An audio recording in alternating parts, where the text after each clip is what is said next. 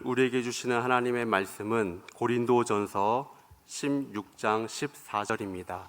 신약 285면에 있습니다. 너희 모든 일을 사랑으로 행하라. 아멘.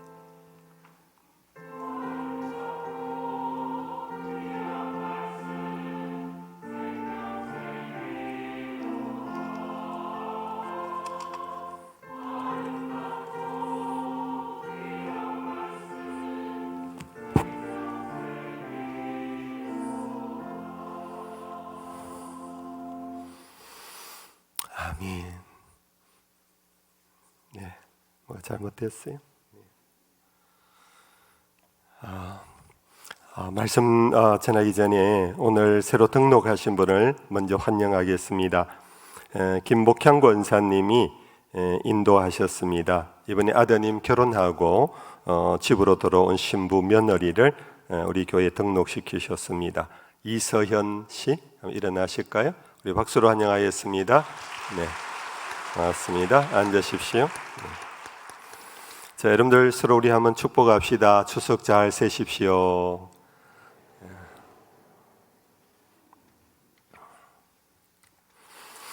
성찬 시간이 좀 많이 지나가서 가능하면 설교를 요약하도록 그렇게 하겠습니다. 우리는 이 세상 살면서 살아가는 방정식이 크게 두 가지 대비되는 모습이 있는 것 같습니다. 하나는 목적지향적인 태도입니다. 또 다른 하나는 관계우선적인 태도입니다. 전자는 그는 굉장히 강인한 느낌을 사람들에게 줍니다. 굉장히 열심입니다. 그래서 사람들이 그를 보면은 굉장히 영향을 받고 그러면서 주목을 끄는 그런 인물입니다. 그의 하는 일에 실패도 있지만은 성취율도 높습니다. 그래서 그의 이름이 점차 올라가는 그런 사람입니다. 그러나 그러한 삶을 살다가 보면은 너무 목적지향이 강렬할 때 주변 사람들이 부담을 느끼고 두려워하게 됩니다. 사람 참 무섭다. 야, 정말 무서운 사람이다. 그런 중에 그가 이룬 많은 업적도 있지만은 그는 사람을 잃는 단점을 갖는 그런 모습을 우리는 경험합니다. 후자는 관계우선적인 삶의 태도를 갖고 살아가는 사람은 삶의 속도가 상당히 느립니다. 슬로우 라이프입니다. 뭔가 바쁜 게 없습니다. 그로 인하여 그는 성취율, 삶의 열매가 그리 많아 보이지를 않습니다. 주변에 경쟁하는 사람들에게 위협도 되지 않습니다. 그래서 간혹 사람들에게 무시를 당하기도 하고 결국 무명의 인물로 살아가기 십상인 것이 바로 이 유형의 사람입니다. 그러나 그가 가진 장점 또한 있습니다. 그는 친구가 많습니다. 그에게는 찐동지들이 생깁니다. 그 본인의 삶 자체가 은은한 행복감을 누립니다. 목적지향적인 사람은 뭔가 분주한 데 반해서 관계 우선적인 사람은 주변의 사람들과 은은한 행복감을 누리면서 그는 여유 있는 삶을 살아가는 그런 형태입니다. 어느 것이 절대적으로 옳고 어느 것이 절대적으로 틀렸다고 할 수도 없고 어느 것이 절대적으로 좋고 어느 것이 절대적으로 나쁘다고 할 수 없는 다 각기 장단점이 있는 것 같습니다.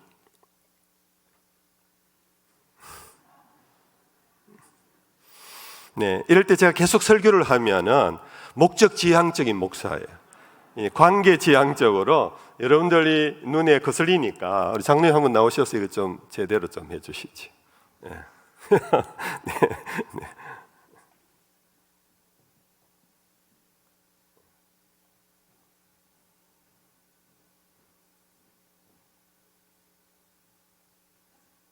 됐나요? 네. 예배 시간에 목사의 넥타이가 조금만 돌아가도 예민하게 반응하시는 분이 있는데 이게 이렇게 되면 안 되잖아요. 네. 여러분들 성경의 인물들은 어떤 유형이 더 많을까요? 일반적으로 성경의 인물들은요, 목적지향적이라기보다는 관계 우선적인 삶의 패턴을 갖고 있습니다. 그래서 성경의 인물들은 주변의 사람들과 화합하며 주변의 사람들의 축복의 통로가 되는 그런 삶의 모습을 보입니다. 세상 사람들처럼 강인하지는 않습니다. 세상 사람들처럼 그냥 질주하는 그런 삶의 패턴이 없습니다. 성경의 인물들은 대체로 주변과 더불어 함께 살아가는 관계 중심을 이루는 그런 모습을 보입니다. 그렇다고 해서 성경의 인물들이 목적 없이 관계에만 집착하지도 않습니다. 오히려 어떤 면에서는 굉장히 목적에 집중하는 그런 삶의 모습도 많습니다. 대신 성경의 인물들은 그 목적이 자기의 야망이 아니라는 겁니다. 자기의 뜻이 아니라는 것, 자기의 계획을 향하여 질주하지는 않는다는 것입니다. 성경의 인물이 이끌어가는 목적, 그것은 하나님의 부르심입니다. 다른 말로 말하면 소명입니다. 또 다른 말로 말하면 사명감입니다. 성경의 인물들은 관계 우선을 하면서도 그의 삶을 이끌어가는 하나님의 인도하심에 민감합니다. 거기에 충성을 다하는 삶의 모습을 보이고 있습니다. 이러는 중에 이 두 가지를 절묘하게 좋아하면서 살아가는 사람은 그리 많지는 않습니다. 이 성경의 인물들도 관계 중심이면서 자기의 사명을 향하여 달려가야 하기 때문에 때때로 주변 사람들과 갈등을 빚는 때도 사실 많습니다. 여러분들, 우리가 대표적인 한 인물 이야기 중에 사도 바울의 경우가 있습니다. 사도 바울은 그가 예수를 만난 다음 안디옥에 들어가서 그는 바나바와 함께 복음 전도자가 됩니다. 안디옥 교회가 안수하여 이 두 사람을 선교사로 파송할 때에 바나바가 그의 조카를 데리고 가자. 이때 사도 바울은 동의를 하고 세 사람이 선교 여행을 떠납니다.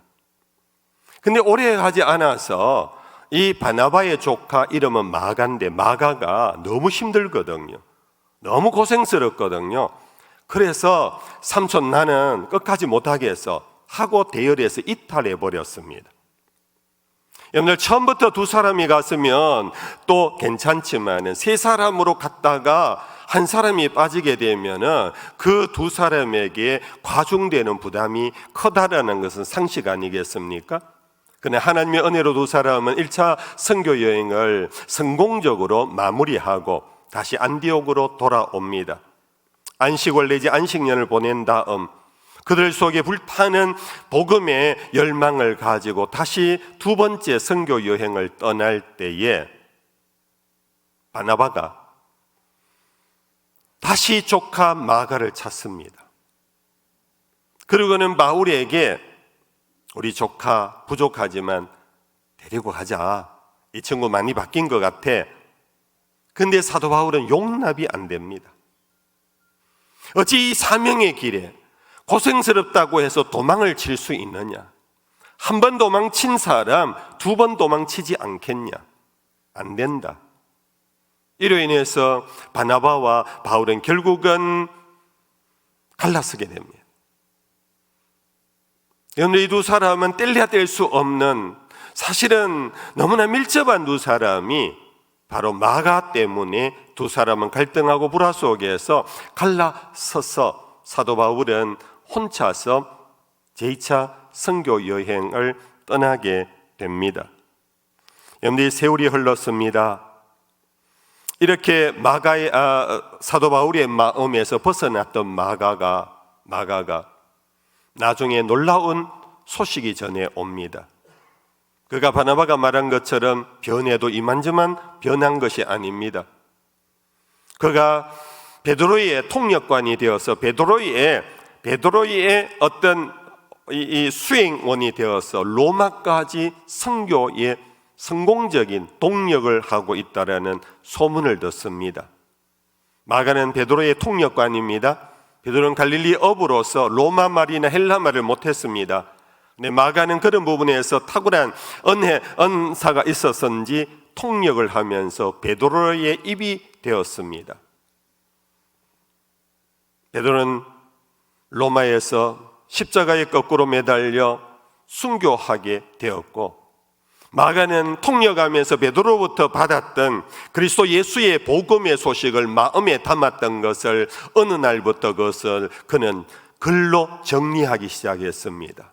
이것이 바로 우리가 읽고 있는 마가복음서의 기원입니다. 사도 바울은 이러한 변화된 마가의 모습을 그는 기억하면서 빌립보 교회에 보낸 편지 속에서 그 영향인지 이런 권면을 하고 있습니다. 제가 한번 천천히 읽어드리겠습니다. 그러므로 그리스도 안에 무슨 권면이나 사랑에 무슨 위로나 성령의 무슨 교제나 긍휼이나 자비가 있거든 마음을 같이하여 같은 사랑을 가지고 뜻을 합하며 한 마음을 품어 아무 일에든지 다툼이나 허영으로 하지 말고 오직 겸손한 마음으로 각각 자기보다 남을 낮게 여기고, 우리 같이 한번 할까요? 겸손한 마음으로 자기보다 남을 낮게 여깁시다. 사도 바울은 뒤늦게 깨달았던 겁니다. 이 마가는 마음에 들지 않았습니다. 사도 바울에게 찍혀버렸습니다. 설모없는 존재였습니다. 방해꾼이었습니다.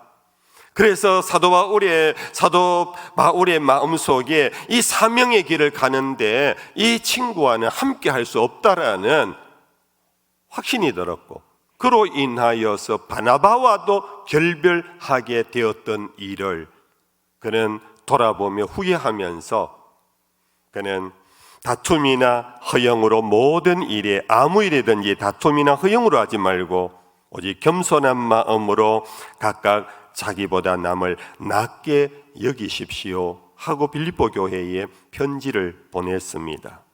성도 여러분들, 바울과 바나바의 개인적인 갈등만이 아니고 교회 역사 속에는요, 공동체, 교회 신앙 공동체 안에 그룹과 그룹의 갈등이 끊임없었습니다.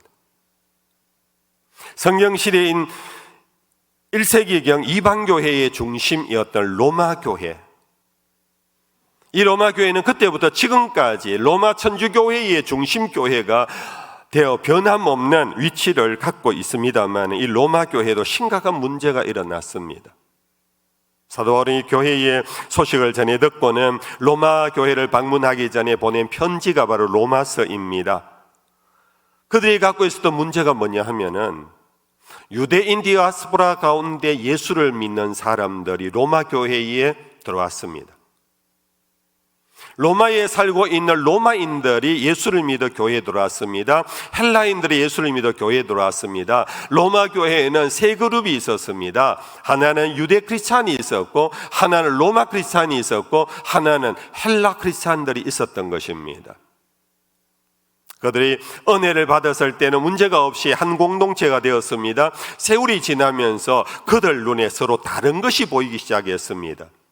그 가운데 디아스포라 유대 크리스찬들이 자기들은 예수를 믿어도 지금까지 습관적으로 문화 속에 지켜왔던 음식 규례가 있었습니다. 바로 모세의 법에 의하면은 먹을 수 없는 부정한 음식에 대한 전통을 아직도 그들은 지켰던 것입니다. 그들이 서서히 로마 크리스찬들에게, 헬라 크리스찬들에게 그 규례를 내밀기 시작했습니다. 당신들도 예수를 믿지만은 이 음식 규례를 지켜야 한다고. 이로 인하여서 불화가 시작됐습니다. 무슨 소리냐, 우리는 예수밖에 모른다. 예수로 인하여 우리는 새 사람이 되었다. 예수 안에서 하나님의 나라를 바라보는 우리에게 너희들 조상들이 지켜왔던 음식 문화를 우리에게 강요하지 마라, 이러면서 갈등이 일어났던 것입니다. 여기에 대하여 사도 바울이 보낸 편지의 한 토막입니다. 로마 14장 3절입니다. 먹는 자는 먹지 않는 자를 업신여기지 말고 먹지 않는 자는 먹는 자를 비판하지 말라. 이는 하나님이 그를 받으셨음이라. 15절입니다. 만일 음식으로 말미암아 내 형제가 근심하게 되면 이는 내가 사랑으로 행하지 아니함이라. 그리스도께서 대신하여 죽으신 형제를 내 음식으로 망하게 하지 말라. 우리 조상들이 음식 때문에 구원받은 거 아니지 않느냐? 우리가 구원받은 것은 그리스도 때문에 구원받았고, 그분이 목숨을 걸고 우리 죄값을 대신 대속하여 우리가 구원을 받았는데, 너희들은 음식으로 말미암아 형제를 정죄하려고 하느냐? 그리스도께서 대신 죽으신 형제를 너희의 전통, 너희의 문화로, 너희의 법과 제도로 그리스도께서 살려놓으신 사람을 너희들이 죽이려고 하느냐? 여러분들, 제가 언제 한번 산상수훈의 한 부분을 설교하면서 기억나실지 모르겠는데요, 예수님은 우리 만인의 죄를 대신하여 죽으셨습니다. 아멘. 그런데 실제적으로 유대인이 예수를 죽인 이유는요, 법 때문에 죽였어요. 기억나십니까?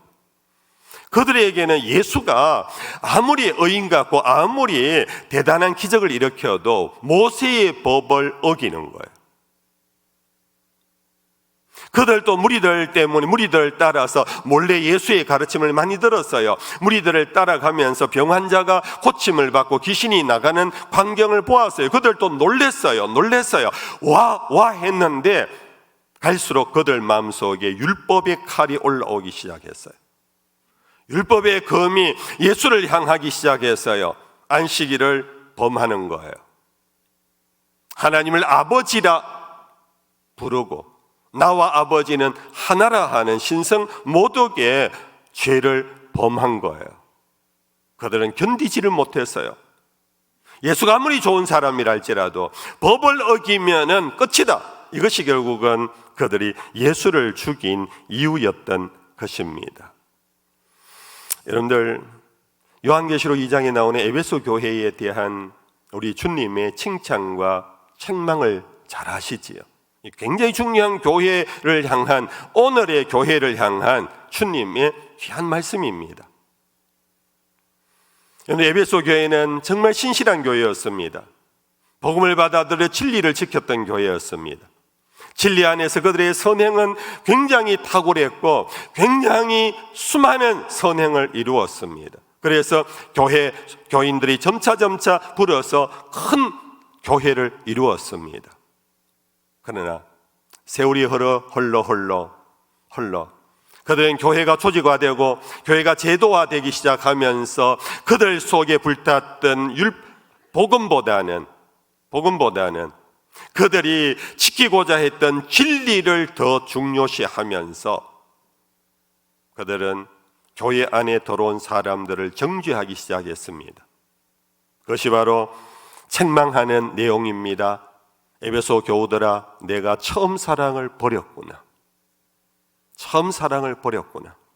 여러분들 은혜 받았던 때가 있잖아요. 처음 은혜 받았던 때 이래 오르십니까? 여러분들 처음 은혜 받았을 때 눈물이 아마 정말 옷깃을 젖었을 겁니다. 콧물이 온 얼굴을 범벅했을 겁니다. 통곡했을 겁니다. 이 죄인을 나 같은 괴수를 하나님이 구원해 주셨다고 너무너무 은혜에 감격해서 새 생명을 얻은 기분이 여러분들 그때의 일일 겁니다. 여러분들 그때 동시에 세상이 너무 아름다웠을 겁니다. 주변의 사람들, 모든 사람이 예쁘게 보였을 겁니다. 모든 사람을 사랑하고 싶은 마음이 막 들었을 겁니다. 그렇죠, 여러분들? 은혜 경험하신 분의 공통점입니다. 그러나 지금은 어떠신가요? 그 은혜, 복음의 열정이 떨어지면서 나에게는 교회 생활이라는 이 제도와 이 법이 우리의 공동체를 지배하기 시작하면서 세상이 아름답지를 않습니다. 사람들이 멋있지를 않습니다. 사람들이 사랑스럽지를 않습니다. 이제는 내 속에 법이 자꾸 올라옵니다. 법으로 사람들을 재기 시작합니다. 제도에서 그 다른 사람들에 대한 판단을 하기 시작합니다. 이것이 에베소 교회 성도들의 모습이었습니다. 우리 주님은 내가 어디에서 떨어졌는가를 자세히 살펴보고 처음 행위를 회복하라고 만약에 그렇지 않으면 너희에게 있는 촛대를 내가 옮길 것이라고. 여러분들, 촛대를 옮긴다는 뜻이 뭔지 아시지요? 교회를 옮긴다는 겁니다. 교회를 바꾸는다는 겁니다. 에베소 교회를 주님이 떠나신다는 겁니다. 주님이 떠나시면 교회는 쭉정입니다. 주님은 진리 가운데 진리의 영이시지만 그 진리가 사랑으로 하지 않을 때 주님의 교회가 되지 못한다라는 것입니다. 여러분들, 우리는 개인 생활이나 교회 생활에 우리는 진리를 따라 사십시다. 교회의 전통 굉장히 중요합니다. 오늘의 범어 교회가 있기까지 우리 교회의 전통은 아직도 살아 있습니다. 여러분들, 교회의 질서라는 것도 굉장히 중요합니다. 질서가 없으면 교회에 혼란이 옵니다. 그것을 지켜갑시다. 그러나 모든 것을 사랑으로 하십시다. 그 진리가 사랑 없는 진리가 아니라 사랑으로 진리가 더욱 생명력 있는, 사랑으로 그 전통이 더욱 우성할 수 있는 그것이 주님의 말씀이십니다. 고린도 교회, 이 고린도 전서를 마감하는 이 편지의 막바지에 오늘 한 토막입니다. 여러분들, 고린도 교회도 굉장히 혼란했던 교회입니다. 수많은 문제가 있었던 교회입니다. 엄행이 있었고 우상 숭배가 있었고 거짓 선지자들이 난무했고 가정이 파괴되고 전부 다 분파 나는 아블로파다 게바파다 하면서 교회가 분열한 그런 모습을 보였습니다. 문제투성이었습니다. 이 문제투성이의 교회를 향하여 사도 바울이 권면하고 지도하며 보낸 편지가 이 고린도 전서입니다. 그러면서 이 편지를 마감하는 마무리에 바울은 교회 지도자들에게 일침을 가하며 강권했습니다. 깨어 믿음에 굳게 서서 남자답게 강건하라. 너희 모든 일을 사랑으로 행하라. 한번 따라 하십시다. 너희 모든 일을 사랑으로 행하라. 어느 그래서 본 얘기입니다. 어느 고려에요, 원님이 새로 부임을 했어요. 옛날 얘기입니다. 이 원님이 참 괜찮은 분인 것 같아요. 그래서 자기가 앞으로 섬길 이 마을 고을이 어떤가 하고 그는 자기를 숨기고 저작거리로 나가서 사람들의 삶을 둘러보았습니다. 어느 골목길을 접어드는데 한 청년이 어머니를 섬기는 모습을 보았습니다. 그 어머니는 앞을 보지 못하는 장님이었습니다. 이 아들이 음식을 했습니다. 음식을 어머니에게 밥상만 차려놓고 잘 드십시오 하고 간 것이 아니라 어머니에게 일일이 수저를 접어 당신의 아들의 손으로 들어서 어머니 입에 대고 생선을 가시를 발라서 어머니 입에 그렇게 먹여주는 참 효자 아들을 보았던 것입니다. 원님은 너무 허무했습니다. 내가 이렇게 효자 동네에 왔구나, 이 효자 마을에 왔구나, 내가 다스리는 이 마을 사람들이 이렇게 선하구나. 그래서 너무 허무돼서 그는 돌아가서 이 청년을 불렀습니다. 그리고 많은 사람 앞에서 칭찬하고 큰 상을 주었습니다. 이 소문이 마을에 퍼졌습니다. 또 다른 한 청년이 있었습니다. 이 청년의 어머니 역시 앞을 보지 못하는 장님이었습니다. 그는 어머니에게 이전에 하지 않았던 일을 했습니다. 앞에 청년처럼 음식을 했습니다. 앞에 청년처럼 그렇게 또 먹여드렸습니다. 가시를 발라서 또 먹여드렸습니다. 따뜻한 숭늉을 해가지고 어머니에게 갖다 드렸습니다. 원님이 이것마저 보았습니다. 그런 중에 어머니가 아들에게 야야, 네가 지금껏 하지 않았던 일을 오늘 너에게 이렇게 내가 대접을 받아보니 나 이제 죽어도 여한이 없다. 아들아, 고맙다. 그 순간 이 아들의 눈이 원님의 눈과 마주쳤습니다. 어머니의 입에서 나온 지금까지 하지 않았던 일을 지금 이제 하는 것을 원님이 알아차리고 자기가 이제 가짜 효자라는 것을 원님에게 들켰다고 생각하고 불안하기 시작했습니다. 원님이 돌아가서 이 청년을 불렀습니다. 많은 사람 앞에서 그 청년에게 앞의 청년과 같은 동일한 상을 내렸습니다. 주변 사람이 놀라워했습니다. 이 사람은 마을에 소문난 불효자였는데 원님이 속아서 지금 그걸 보고 상을 준다고. 원님이 그랬답니다. 여보게들, 효도는 흉내만 내어도 좋은 거야. 효도는 흉내만 내어도 좋은 거야. 그런데 인간의 본성은 효도를 못해요. 남을 보면서 흉내를 내면서 모방을 하면서 그러면서 효자가 되어 간다라는 그 진리를 이 원님이 알았던 거예요. 실제로 그런 후에 이 청년이 변해서 진짜 효자가 되었다라는 얘기입니다. 저는 이 짧은 얘기를 읽으면서요, 나를 향하신 하나님의 마음의 한 부분을 읽은 듯 했습니다. 위선자요, 정말 흉내만 내고 있는 이 목사도, 흉내만 내며 살고 있는 이 죄 많은 종을 하나님께서 그것만 해도 효자라고. 하나님은 우리를 향하여 칭찬할 지푸라기 하나만 있어도 하나님은 기뻐하시며 상을 주시는 분이십니다. 우리는 꾸중하고 나무랄 것 눈꽃만큼만 보여도 우리는 화내고 정죄하고 심판하려고 달려들지만은, 죄송합니다 여러분들 안 그러신가요? 뭔가 모르게 남에게 흠이 조금이라도 보이면 우리는 먼저 판단하고 법으로 갖다 대고 우리는 정죄하고 우리는 비난하려고 하는 우리와 달리 하나님은 지푸라기라고 표현했습니다. 여러분들 홍수에 떠내려갈 때 살려고요, 지푸라기만이라도 잡으려고 한다라는 말을 제가 쓴 거예요. 하나님은 우리에게 지푸라기만한 칭찬할 만한 것만 있어도 하나님은 우리에게 상을 주시는 분이시다. 하나님이 세상을 이처럼 사랑하사 독생자를 주셨습니다. 하나님이 독생자를 이 세상에 보내신 것은 요한복음 제3장 17절 말씀에 세상을 심판하려 하심이 아니요 그로 말미암아 세상이 구원을 받게 하려 하심이라고.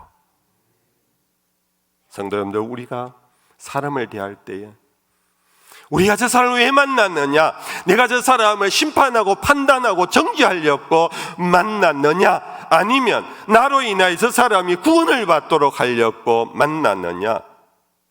내가 이 세상에 존재하는 까닭은 내 세상을 바로잡으려고 하는 판사로 내가 세상을 살아가려고 하느냐, 이 세상을 구제하고 이 세상을 변화시켜 하나님의 나라, 축복의 나라로 만들어 가려고 하나님이 나를 보내셨는가.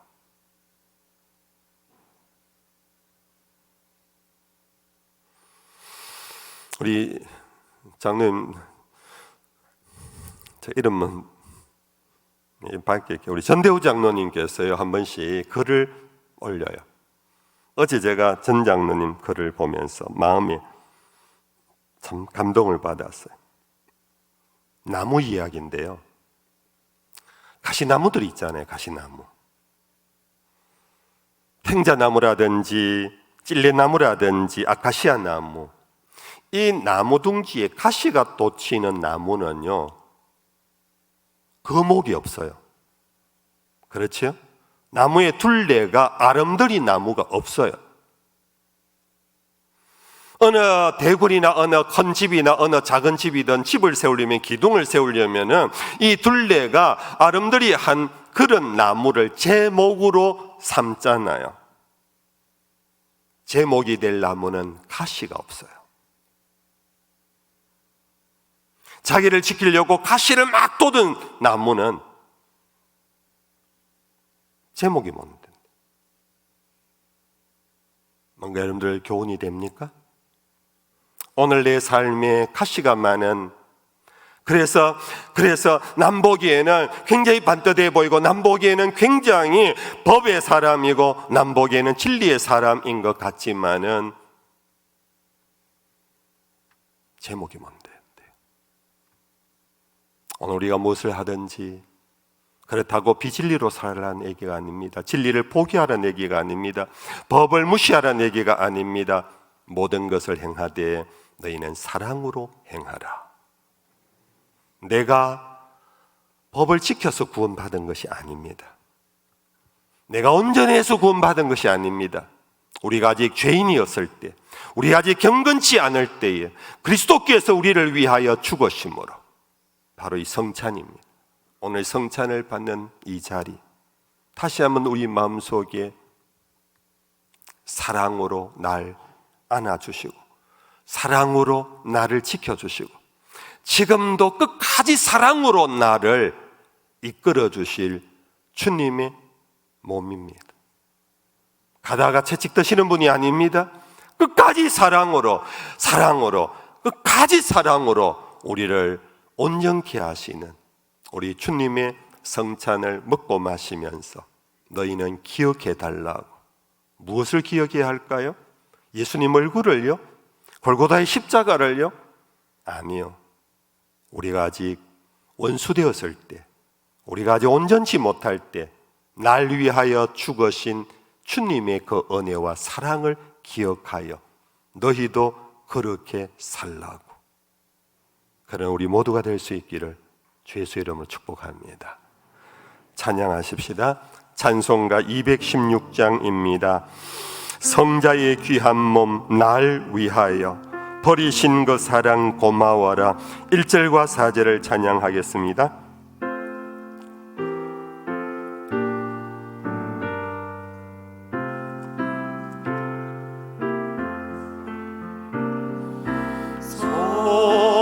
성자의 귀한 몸 날 위하여 버리신 그 사랑 고마워라.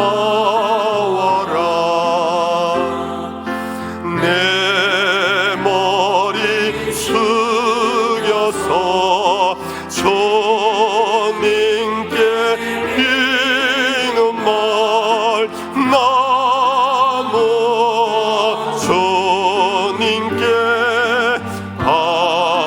바치리까. 만가지 은혜를 받았으니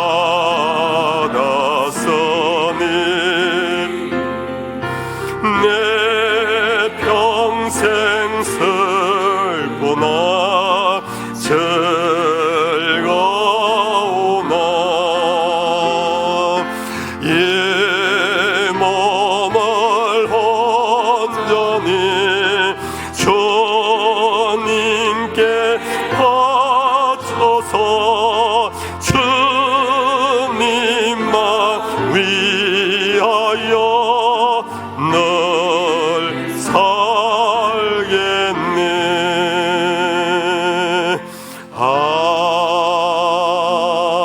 아멘. 다 같이 일어나십시다. 찬송가 455장 1절과 3절을 부르며 예배를 마무리합니다. 주님의 마음을 본받는 자 그 마음에 평강이 찾아오면 주님의 마음 본받아 살면서 나도 거룩하심 이루리라.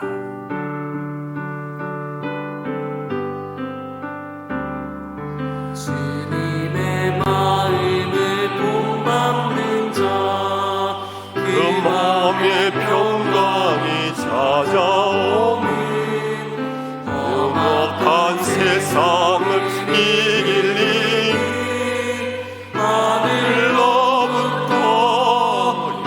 임하니로다. 주님의 마음 본받아 살면서 거룩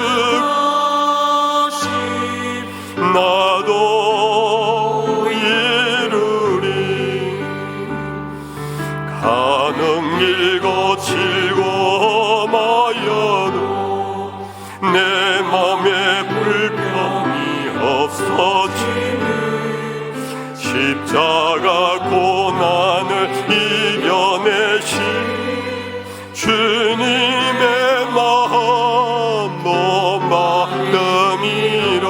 아멘. 주님의 마음 본받아 살면서